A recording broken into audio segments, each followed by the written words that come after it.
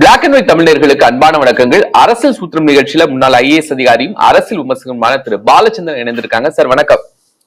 வணக்கம் கோபாலகிருஷ்ணன். வணக்கம் சார். அதிமுக பாஜக கூட்டணி இது குறித்து நீங்க ஒரு கடுமையான விமர்சனத்தை நேற்றுக்கு சன் நியூஸ்ல வச்சிருந்தீங்க. இது அதிமுகவை அழிவு பாதைக்கு கொண்டு செல்லக்கூடியது அப்படிங்கிறீங்க. எந்த புள்ளியில அதை நீங்க சொல்றீங்க? இப்போ பல விஷயங்கள்ல திராவிட கட்சிகளுடைய கருத்து ஒருமித்த கருத்தா இருக்கு. ஒரு சின்ன உதாரணம் சொல்றேன். நீட்ல திமுக அதிமுக ரெண்டுமே ஒரே கருத்து தான் வச்சிருக்காங்க. இப்ப ரெண்டு அனைத்து இந்திய கட்சிகள் இருக்கு. ஒண்ணு காங்கிரஸ் இன்னைக்கு அவ்வளவு பலம் உள்ளதாக இல்லாமல் இருக்கலாம். ஆனா அது ஒரு அனைத்து இந்திய கட்சி. அவங்க ஆட்சிக்கு வந்திருந்தாங்கன்னா, இந்தியா கூட்டணி ஆட்சி வந்தாங்கன்னா அவங்க முக்கிய பொறுப்பு முக்கிய பங்கு ஏற்றிருப்பாங்க. அதுல சந்தேகம் இல்லை. இன்னொன்னு பிஜேபி. இப்போ போன தேர்தல் சமயத்துல, நாடாளுமன்ற தேர்தல் சமயத்திலேயே மிக மிக தெளிவாக ராகுல் காந்தி சொன்னாரு, நீட் ஏற்றுக்கொள்வதா வேண்டாமா என்பதை அந்தந்த மாநிலங்களின் விருப்பத்திற்கு விட்டு விடுவோம். we will leave it to the option of the states அப்படின்னு சொன்னார். இது திராவிட முன்னேற்ற கழகத்துடைய நிலைப்பாட்டை ஒத்துக்கொண்டது, அதற்கு ஏற்ப செய்து கொண்டது. அப்ப திராவிட முன்னேற்ற கழகம் தன்னுடைய கொள்கையிலிருந்து ஒரு கூட்டணிக்காக நழுவவில்லை. அடிப்படை கொள்கையிலிருந்து நழுவல. இதே மாதிரிதான் ஒரு தரம் கலைஞர் அவங்க இது குறைந்தபட்ச காமன் மினிமம் ப்ரோக்ராம் போடும்போது கலைஞர் ரொம்ப தெளிவா சொன்னாரு. 99 பாஜக கூட கூட்டணி. நேரம் ரொம்ப தெளிவா சொன்னாரு. ஆர்டிகல் 370 அபாலிஷன், இவங்க சிஏஏ, இதெல்லாம் அவங்களுக்கு அந்த காலத்து அஜெண்டா, அதெல்லாம் இருக்கக்கூடாது அப்படின்னு சொல்லி கேட்டு.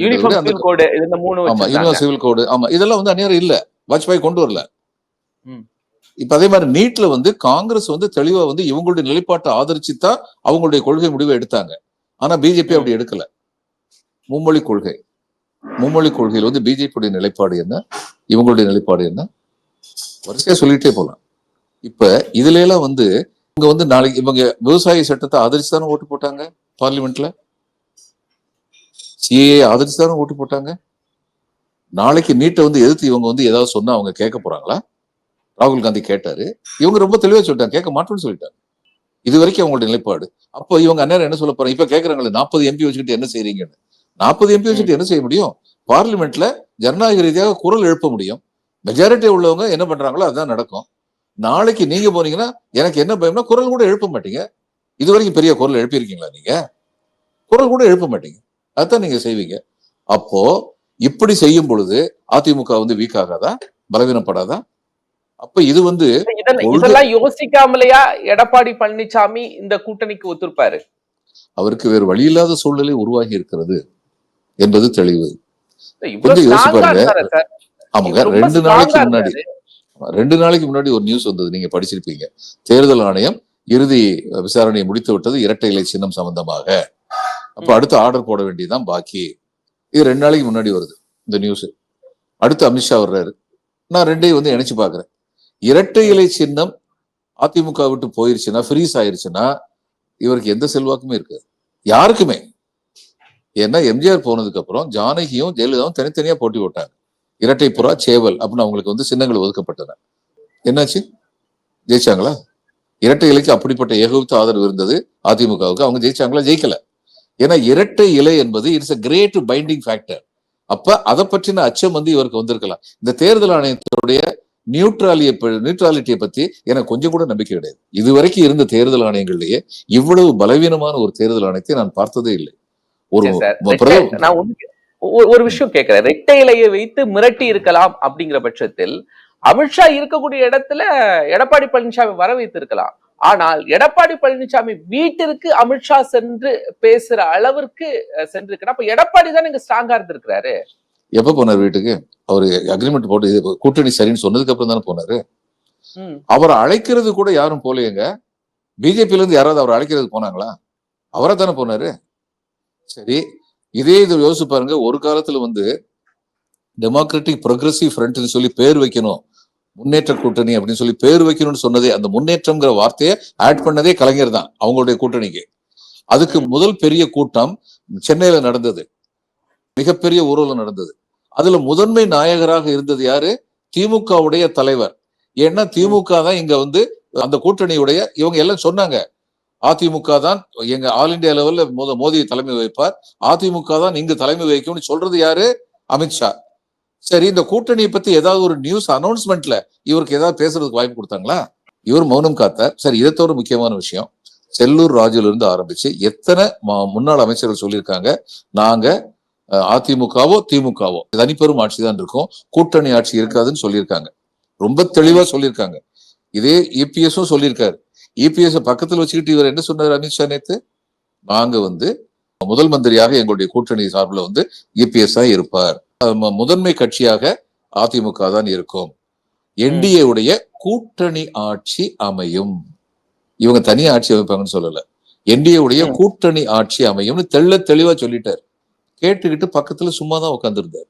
அப்ப இவங்களுடைய அடிப்படை கொள்கையை என்ன நடந்து இப்போ ஒரு 17-18 நாளுக்கு முன்னாடி எடப்பாடி பழனிசாமி அமித்ஷாவை சந்திச்சுட்டு வரும்போது நாங்க கூட்டணி குறித்து எல்லாம் பேசல அப்படின்னு இங்க சொன்னாரு. தமிழ்நாட்டின் நலன்களுக்காக தான் நாங்க பேசிட்டு வந்தோம். இந்த 20 நாட்களுக்குள் அப்படி என்ன நடந்தது? இவர்களுடைய செங்கோட்டை விலகி செல்ல ஆரம்பித்து விட்டது. தில்லியுடைய செங்கோட்டை பத்திரமாக இருக்கிறது. அதிமுகவுடைய செங்கோட்டை விலகி செல்ல ஆரம்பித்து விட்டது. இவருக்கு பக்கபலமாக நிற்கும் ஒரு முன்னாள் அமைச்சருடைய திருமண விழாவில் பிஜேபி தலைவர்களுக்கு கொடுக்கப்பட்ட முக்கியத்துவம் அதிமுக தலைவர்களுக்கு கொடுக்கப்படவில்லை. தன் கூட இருப்பவர்கள் தன்னை விட்டு விலகி செல்கிறார்கள் என்பதை உணர ஆரம்பித்தார். அவர்கள் அனைவரும் இவர் பிஜேபியுடன் கூட்டு வைக்க வேண்டும் என்ற கொள்கை உடையவர்களாக இருந்தார்கள். அப்போ தன்னந்தனியாக விடப்பட்டு விடுவோம் அப்படிங்கிற அச்சம் இவருக்கு இருந்தது. இந்த அச்சத்தோடு சேர்த்து வச்சு இந்த தேர்தல் ஆணையம் இரட்டை இலை பத்தி தீர்மானிக்க போறாங்கன்னு வேற செய்தி வந்தது. அவரு ரொம்ப ஸ்ட்ராங்கா இருந்தாரு. போன எலெக்ஷன்ல எல்லாம் நாடாளுமன்றத்துல கூட்டணி இருந்தபோதே 4 சீட்டோ 5 சீட்டோ இவங்களுக்கு கொடுத்தாரு பிஜேபிக்கு. இதெல்லாம் பாராட்ட தகுந்த செயல்கள், அந்நியாரம். ஆனா இன்னைக்கு அவர் அது மாதிரி செய்யல. இன்னைக்கு எங்க ஊர் பாஷையில் சொல்றேன்னா கவுந்துட்டார். இதுதான் உண்மை, கசப்பான உண்மை. கடைசி வரைக்கும் குருமூர்த்தி வீட்டுல ஒரு 1.5 மணி நேரம் அமித்ஷா உட்கார்ந்து பேசுறது வரைக்கும் எடப்பாடி பழனிசாமியோட சந்திப்பு இருக்குமா இருக்காதா அப்படின்னு தான் இருந்துச்சு. அந்த 1.5 மணி நேரம் சந்திப்புக்கு பிறகும் அது ஒரு சரியான முடிவுக்கு வரல. ஆனா அதுக்கு பிறகுதான் ஒரு வந்திருக்கு. அப்படிங்கும் போது என்ன நடந்துச்சுன்னு நினைக்கிறீங்க? இன்பிட்வீன் நேத்து ஒரு நாள் ட்விட்டர்ல அமித்ஷா போட்டதுக்கு அப்புறம் தான் இவர் ஏன்னா அவருடைய முதல் கண்டிஷன் அண்ணாமலை தலைவர் பதவியிலிருந்து நீக்கப்பட வேண்டும். ஏன்னா அதுக்கு ரொம்ப சிம்பிள் விளக்கம் உங்களுக்கு தெரியும், எனக்கு 2 பேரும் கொங்கு மண்டலத்தை சேர்ந்தவங்க. ஒரு உரையில் இந்த விட்லாச்சாரிய படத்தில் நாங்களும் சின்ன பிள்ளையா இருந்தபோது தளபதி நடு ராத்திரில ஒரு கத்தியை வச்சு இவரை மகாராஜாவை லேசா குத்துவாரு. உடனே மகாராஜா எந்திரிச்சு கேட்பாரு, தளபதி என்ன இந்த நடுநிசையில்னு. உடனே இவர் சொல்வார், மன்னா ஒரு உரையில் 2 கத்திகள் இருக்க முடியாதுப்பாரு. அது மாதிரி கோயம்புத்தூர் மண்டலத்துல 2 கத்திகள் இருக்க முடியாது. அண்ணாமலை கொஞ்சம் அவசரப்பட்டார், யங்ஸ்டர். ஆனா சிஎம் போஸ்ட் தான் தன்னுடைய எய்ம்னு சொல்லி அவர் ரொம்ப தெளிவாக எல்லோருக்கும் புரியும்படி நடந்து கொண்டார். அதுக்காக வேண்டி அவர் கொஞ்ச நஞ்சம் இவங்களை திட்டல. ஏடிஎம்கே திமுக ஊழல் அமைச்சர்கள் பட்டியலை வெளியிட்டிருக்கிறேன், அடுத்து அதிமுக ஊழல் அமைச்சர்கள் பட்டியலையும் வெளியிடுவேன். ஜெயலலிதா ஊழல் போட்டு ஜெயிலுக்கு போனவங்கிற உண்மையை சொன்னார். இது எல்லாமே அதிமுகவுக்கு எதிர்ப்பானவை. அதனால அவர் போனாலொழிய இவர் வரமாட்டாருங்கிறது தெளிவு. அங்க டெல்லிக்கு போன போதே இதை அவர் ரொம்ப ஸ்ட்ராங்கா சொல்லியிருப்பார். அதுல அவர் ரொம்ப ஸ்ட்ராங்கா தான் இருந்திருப்பார்.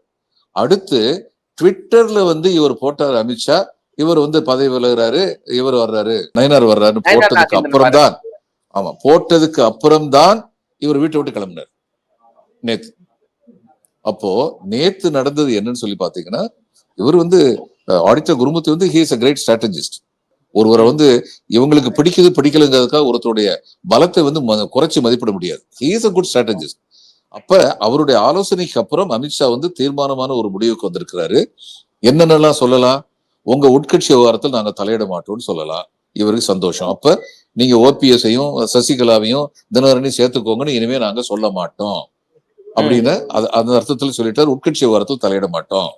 அடுத்து இன்னொன்னு என்ன சொன்னாரு, அதிமுக தான் தமிழ்நாட்டை பொறுத்தமட்டில் என்டிஏவுடைய முகமாக இருக்கும், நாங்க தேர்தலை ஜெயிச்சதுக்கு அப்புறம் இபிஎஸ் தான் முதல்வராக இருப்பார், எல்லாம் சொல்லியாச்சு. இது எல்லாம் சொன்னோட எல்லாரும் பாக்குறவங்களுக்கு இவர் வெற்றி பெற்று விட்டார் இபிஎஸ் அப்படின்னு தான் தெரியும். ஆனா அடுத்து என்ன சொன்னாரு, நான் ஏற்கனவே சொன்ன மாதிரி கூட்டணி ஆட்சி இருக்கும். செல்லூர் ராஜு சொன்னது என்னாச்சு, இபிஎஸ் சொன்னது என்னாச்சு, கூட்டணி ஆட்சின்னு தெளிவா சொல்லிட்டாரு. அப்ப அவங்களுக்கு இனிமே அடுத்த சீட் ஷேரிங்ல எப்படி பார்ப்பாங்க, இவங்களுக்கு 128 சீட்டு வராதபடி பாத்துக்குவாங்க.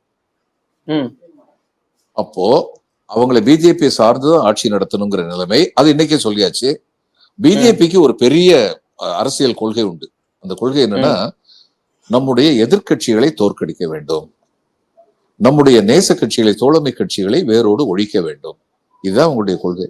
இது வரைக்கும் அதைத்தான் மகாராஷ்டிரால பண்ணாங்க, பீகார்ல பண்ணாங்க, இங்க அதைத்தான் அடுத்து பண்ணுவாங்க. முதல்ல வந்து இவங்க ஆனாலும் இறங்கி வந்திருக்காருல தேசிய ஜனநாயக 20 நாளுக்கு முன்னாடி தேசிய ஜனநாயக கூட்டணி தமிழ்நாட்டுல ஆட்சி அமைக்கும், ஊழல்களை நாங்க விரட்டுவோம் அப்படின்லாம் சொன்னவரு எடப்பாடி தலைமையில் எடப்பாடி முதலமைச்சர் அப்படிங்கிற இடத்துல அமித்ஷா தானே ஒரு ஸ்டெப் இறங்கி வந்திருக்காரு. எங்க ஊர்ல எல்லாம் கிராமத்துல சொல்லுவாங்க, பனிஞ்ச வில்லு தான் தைக்கும். உங்களுக்கு அர்த்தம் தெரியுங்களா? வில்லு வந்து முதல்ல பணிஞ்சு போகும். அதாவது வில்ல வந்து என்ன பண்றோம், அம்பை வச்சுட்டு வில்ல என்ன இழுக்கிறோம், எவ்வளவு இழுக்கிறோமோ அந்த அளவுக்கு அம்பு வேகமா போகும். அதைத்தான் இவர் பண்ணிட்டு இருக்காரு. அவங்களுக்கு வந்து ரொம்ப விட்டு கொடுக்குற மாதிரி காமிச்சு அவங்கள கம்ப்ளீட்டா வந்து, சரி எல்லாரும் கேட்கிற ஒரு கேள்வி நீங்க கேட்கல, ஒரு வருஷம் தேர்தலுக்கு இருக்கு, இன்னைக்கே இவங்க வந்து இந்த கூட்டணிக்கு அவசரப்பட்டாங்க ஏன்? இது காரணம் யாரு? ஏடிஎம்கே கிடையாது, பிஜேபியும் கிடையாது. இது காரணம் பிஎம்கே. பிஎம்கே பாட்டாளி மக்கள் கட்சியில வந்து அவங்க 2 பேருக்கு இடையில, அப்பாவுக்கும் மகனுக்கு இடையில கருத்து வேறுபாடு இருக்குங்கிறது எல்லாருக்கும் தெரியும். எல்லாருக்கும் தெரியும் போது ஐபிக்கு தெரியாம இருக்குமா? 2009 நான் வந்து அடிஷனல் செக்ரட்டரியா ஹெல்த்ல இருந்தேன். நம்ம ஒரு டிபார்ட்மெண்ட் அடிஷனல் செக்ரட்டரியா இருக்கும்போது அந்த அமைச்சர் அவருடைய அரசியல் பற்றியெல்லாம் சில விஷயங்கள் நமக்கு தெரிய வரும். அந்நியாரம் வந்து எனக்கு தெரியும், இவர் வந்து அன்புமணி வந்து காங்கிரஸ் கூட கூட்டணி தொடரணும்னு சொல்லி ஆசைப்பட்டார். ஆனா ராமதாஸ் ஐயா வந்து மாறி நம்ம பிஜேபியோட போவோம்னு சொல்லி சொன்னார். அதனால மிகப்பெரிய இழப்பு யாருக்கு ஏற்பட்டது? அன்புமணி தான் ஏற்பட்டது. ஏன்னா மறுபடியும் காங்கிரஸ் பதவிக்கு வந்துச்சு. மறுபடியும் காங்கிரஸ் பதவிக்கு வரும்போது பிஎம்கே வந்து காங்கிரஸ் கூட நின்று இருந்தாங்கன்னா அன்புமணி கேபினட் மினிஸ்டர். அவர் வந்து ஒரு பேச்சுவாக்குல சொல்லியிருக்காரு, நான் 5 வருஷம் இருந்துட்டேன் ஹெல்த்ல, எனக்கும் அனுபவம் வேணும், மற்ற துறைகளுக்கும். அப்ப இன்னொரு இடம் அவர் கேட்ட இடம் அவர் நிச்சயமா கொடுத்திருப்பாங்க. 5 வருஷம் அமைச்சராக இருக்கிற வாய்ப்பை இழந்தாரு. இப்ப ஒருவேளை அவருடைய சிந்தனை என்னவா இருக்கலாம், நம்ம வந்து பிஜேபி கூட இருந்தோம்னா, தமிழ்நாட்டுல எப்படி இருக்காங்களோ பிஜேபி, ஆனா பிஜேபி வந்து ஆல் இண்டியா லெவல் அவங்க தான் இன்னொரு 10 வருஷம் 15 ஸ்ட்ராங்கா இருப்பாங்க, நிறைய பேர் நம்புறாங்க. அப்ப நமக்கு வந்து ஒரு எம்பி போஸ்ட் வந்து ராஜ்யசபால இருந்து கொடுப்பாங்க, அதெல்லாம் நம்ம முதலே அஷூரன்ஸா வாங்கலாம். இந்த தடவை கூடவே இன்னொரு அஷூரன்ஸும் கேட்கலாம், ராஜ்யசபா எம்பி வேணும், அமைச்சர் பதவி வேணும்னு கேட்கலாம் அப்படின்னு சொல்லி அவர் நினைச்சிருக்கலாம். ராமதாஸ் ஐயா என்ன நினைச்சிருக்கலாம், இல்லை இன்னைக்கு வரப்போறது அசம்பிளி எலெக்ஷன், அசம்பிளி இவங்க பிஜேபி கூட இருந்தோம்னா நமக்கு ஒரு எம்எல்ஏ கூட வர்றது சந்தேகம், அதனால நம்ம ஒரு 10-15 எம்எல்ஏ வந்து கௌரவமா வாங்கணும்னா நம்ம வந்து பிஜேபி கூட போகக்கூடாது, ஏடிஎம்கே கூட போகணும் அப்படின்னு அவங்களுடைய கால்குலேஷன் இருந்திருக்கலாம். பிஜேபிக்கு ஒண்ணு தெரியும், பிஎம்கேயும் ஏடிஎம்கேயும் கூட்டு சேர்ந்துட்டாங்கன்னா, பிஜேபியை நட்டாத்துல விட்டுட்டாங்கன்னா பிஜேபிக்கு வந்து 1-2 சீட்டு கிடைக்கிறது கூட கஷ்டம் அசம்பிளி எலெக்ஷன்ல. இதுதான் பாட்டாளி மக்கள் கட்சி முந்திரக்கூடாதுங்கிறதுக்காக அமித்ஷா முந்திக்கொண்டார் அதிமுக. ஆமா, பாட்டாளி மக்கள் கட்சிக்கு செக் வச்சாச்சு. என்னைக்கு ஏடிஎம்கேயும் பிஜேபியும் சேர்ந்துட்டாங்களோ பாட்டாளி மக்கள் கட்சிக்கு இன்னைக்கு 2 ஆப்ஷன் தான் இருக்கு, இவங்க கூட்டணியில் சேரணும், இல்லைன்னா தனியா போட்டி போடணும். ஏன்னா விடுதலை சிறுத்தைகள் இருக்கிற இடத்துல இவங்க போக மாட்டாங்க, திமுக கூட்டணி போக மாட்டாங்க. இன்னைக்கு அந்த வாய்ப்பு இல்ல அவங்களுக்கு. இல்ல ஏன் அவங்க போகணும், ஏற்கனவே என்டிஏல தானே இருக்காங்க, ஏன் போகணுங்கிற தேவை வருது? ஆனால் ஏற்கனவே வெளில வரலையே. இல்லங்க, என்று வெளியில வரலாம், ஏற்கனவே அவங்க வந்து அதுக்கு எதிராக கருத்து சொல்ல ஆரம்பிச்சிட்டாங்கல்ல. இதுக்கு முன்னாடி வந்து இப்ப ரீசெண்டா வந்து வக்ஃப் பில்ல வந்து என்னங்க பண்ணாங்க, வக்ஃப் பில்ல புறக்கணிச்சாங்க, தட் மீன்ஸ் பார்லிமெண்ட்ல இருக்கல. அது அதனுடைய அடையாளம் என்ன? அடுத்து இங்க வந்து நீட்ல வந்து இவங்களுக்கு ஆதரவு வந்து கருத்து சொன்னாங்க சட்டமன்றத்துல. அடுத்து வந்து கச்சத்தீவு தீர்மானத்துல வந்து ஒட்டுமொத்தமா நின்று ஓட்டு போட்டாங்க கச்சத்தீவுக்காக வேண்டி. இப்ப இதெல்லாம் பார்க்கும்போது அவங்க they are slowly distancing themselves from NDA. அதுக்கான வாய்ப்பு அவங்களுக்கு இருந்தது. ஏடிஎம்கேயும் பாமகங்கிற கட்சியை தன்னுடைய கூட்டணியில தக்க வச்சுக்கிறதுக்காக அமித்ஷாவுடைய மூவ் இது வேகமா இருந்துச்சு, ஒரே நாள்ல இதெல்லாம் முடிவு பண்ணாங்க அப்படிங்கிறீங்க? ஒரே நாள் இல்ல, பல நாட்களாக. இவங்களுடைய டிஃபரன்ஸ் ஆஃப் ஒப்பீனியன் இன்னைக்கு தான் வெளியில வந்திருக்கு. அன்புமணி வந்து தலைவரா இருந்தாரு, அவர் வந்து செயல் தலைவராக வச்சுட்டு ராமதாஸ் ஐயா வந்து அதுக்கு மேல தலைவராக உட்கார்ந்தாருன்னா உண்மையில என்ன, அன்புமணியை செயலற்ற தலைவராக ஆக்கி விட்டார். அதுதான் உண்மை. இது இன்னைக்கு தான் வந்தது நியூஸ். ஆனா பல நாட்களாக இந்த புகைச்சல் இருக்குங்கிறது பிஜேபிக்கு தெரியாம இருந்தோம். உங்களுக்கும் எனக்கும் தெரிகிறது, பிஜேபிக்கு தெரியாம இருக்குமா? அப்போ பிஜேபிக்கு என்ன பயம்னா, தொடர்ந்து வந்து இவர் வந்து சுணக்கம் காட்டிக்கிட்டே இருக்கிறாரு இபிஎஸ். அப்ப இபிஎஸும் ஏடிஎம்கேயும் பாட்டாளி மக்கள் கட்சியும் சேர்ந்துட்டாங்கன்னா, அவங்க ஒரு கூட்டணி அமைச்சிட்டாங்கன்னா, நம்மள புறந்தள்ளிட்டாங்கன்னா நமக்கு யார் இருக்காங்க பெரிய கட்சின்னு சொல்லிக்கிறதுக்கு? அப்போ இது ஒரு பக்கம் சார். இன்னொன்னு, அண்ணாமலையை அதிமுக கூட்டணிக்காகத்தான் இப்ப மாத்தி வச்சிருக்காங்களா? நயினாரை தலைவரா கொண்டு வந்தது. அவங்களுடைய விதிகள்லாம் நிறைய இருந்துச்சு. எல்லாமே தளர்த்தி நயினார் நாகேந்திரனை கொண்டு வந்திருக்காங்க.